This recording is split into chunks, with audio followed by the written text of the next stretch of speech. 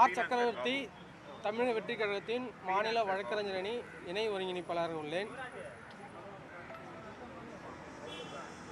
தமிழக வெற்றிக் கழக தலைவர் தளபதி வெற்றி தலைவர் விஜய் அவர்களின் கடைசி படமான ஜனநாயகன் திரைப்படத்தின் வெளியீடு இன்று 9/1/2026 அன்று நிர்ணயிக்கப்பட்ட நிலையில் அதற்கான சென்சார் சர்டிஃபிகேட் கோரி ஏற்கனவே அனுமதி கோரியிருந்த நிலையில் வேண்டுமென்றே மத்திய அரசு அது சர்டிஃபிகேட் வழங்கும் அமைப்பு ஏற்கனவே அதனை படத்தை பார்த்து முடித்தும் சர்டிஃபிகேட் வழங்காமல் இருந்தது. தமிழக வெற்றிக் கழகத்தின் தொண்டர்கள் மற்றும் ரசிகர்கள் மற்றும் அல்லாமல் தமிழக மக்களே திருவிழாவாக கொண்டாடி மகிழ்ந்து கொண்டிருந்த இந்த வேளையில் வேண்டுமென்றே அந்த மகிழ்ச்சியை தடுக்க வேண்டும், தலைவர் வெற்றி தலைவர் அவர்களின் வெற்றியை தடுக்கும் நோக்கில் வேண்டுமென்றே சர்டிஃபிகேட் கொடுக்காமல் இழுத்தடித்து வந்தனர். இதனால் அதன் புரொடக்ஷன் நிறுவனமான KVN நிறுவனம் உயர்நீதிமன்றத்தை அணுகி ஏற்கனவே படத்தை பார்த்து சர்டிஃபிகேட் US சர்டிஃபிகேட் கொடுப்பதற்கான பரிந்துரை அளித்த பிறகும் சர்டிஃபிகேட் கொடுக்கப்படவில்லை. ஆனால் எனவே சர்டிஃபிகேட் கொடுக்க உத்தரவிடுமாறு ரிட் மேண்டமஸ் சென்னை உயர்நீதிமன்றத்தில் தாக்கல் செய்யப்பட்டது. இந்த வழக்கு கடந்த 6ஆம் தேதி விசாரணைக்கு வந்தது. அதன் பின்பு 7ஆம் தேதி ஒத்திவைக்கப்பட்டது. இன்று நீதிபதி அவர்கள் மாண்புமிகு உயர்நீதிமன்ற நீதிபதி PT ஆஷா அவர்களின் முன்னிலையில் இன்று தீர்ப்பு பகரப்பட்டது. அந்த உத்தரவில் சேர்பர்சன் அவர்கள் சென்சார் போர்டு குழுவினர் அவங்க பார்த்து ஏற்கனவே ஓகே பண்ணதுக்கு recommendation after the giving recommendation there is no jurisdiction to the chairperson, therefore the set aside the order passed by the chairperson and directed to the issue certificate to the film.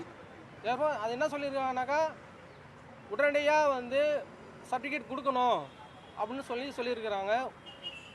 KVN production தரப்பில் தாக்கல் செய்யப்பட்ட மனு அனுமதிக்கப்பட்டு certificate வழங்க உத்தரவிடப்பட்டுள்ளது. இது தமிழக மக்கள் மற்றும் ரசிகர்கள் அனைவரும் பெருந்திரளாக இன்று மகிழ்ச்சியாக கொண்டாடி வருகின்றனர். இந்த உத்தரவை கேட்டு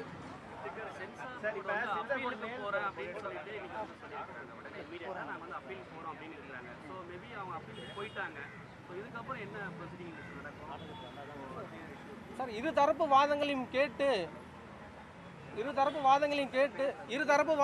கேட்டு நீதிபதி சட்டப்படி தெர் இஸ் நோ ஜூரிஸ்டிக்ஷன், அவருக்கு பவரே கிடையாது அப்படின்னு சொல்லிட்டு அனைத்து வாதங்களையும் கேட்டு சட்டப்படி ஆராய்ந்து மாண்புமிகு நீதிபதி அவர்கள் இன்னைக்கு தீர்ப்பு அளித்துள்ளனர்.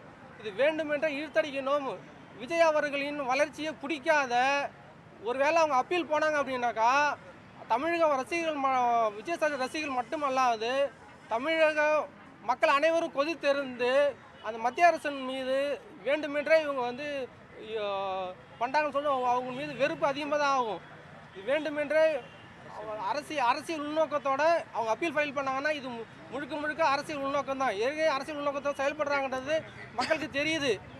இது மறுபடியும் அவங்க அப்பீல் ஃபைல் பண்ணாங்க அப்படின்னாக்கா இது வேண்டுமென்றே இழுத்தடிப்பதற்காக விஜய் அவர்களின் புகழ் அவர் வெற்றியை தடுப்பு நோக்கத்துக்காகவே அது ஃபைல் பண்ணதாக இருக்கும்.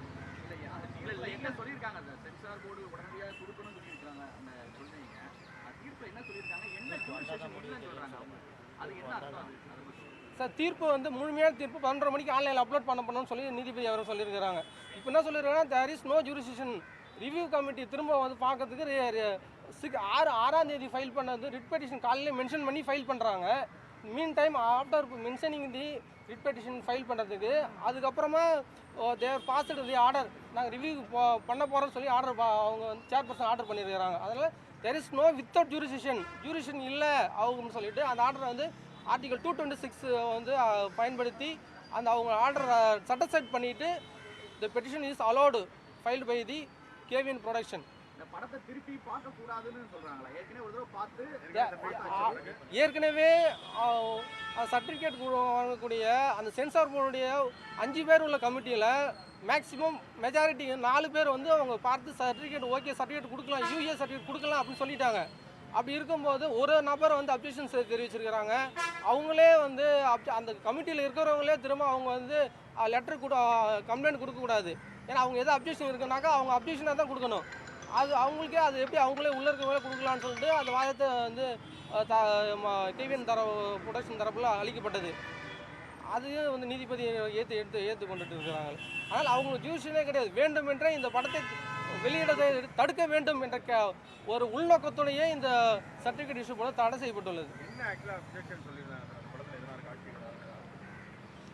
எந்த காட்சியுமே இல்லை சார். அவங்களுக்கு என்னென்னா வேண்டுமென்றே வந்து இப்போ வந்து அவங்க ஆர்கியூமெண்ட் பண்ணும்போது சொல்லியிருந்து என்ன சொன்னாங்கன்னா, சில பாதுகாப்பு படையின் சின்னங்கள் பயன்படுத்தப்படுத்தி இருக்கிறது அப்படி தான் சொன்னாங்க. ஆனால் இதுக்கு முன்னாடி எல்லா படத்துலையுமே பயன்படுத்தி இருக்கிறாங்க.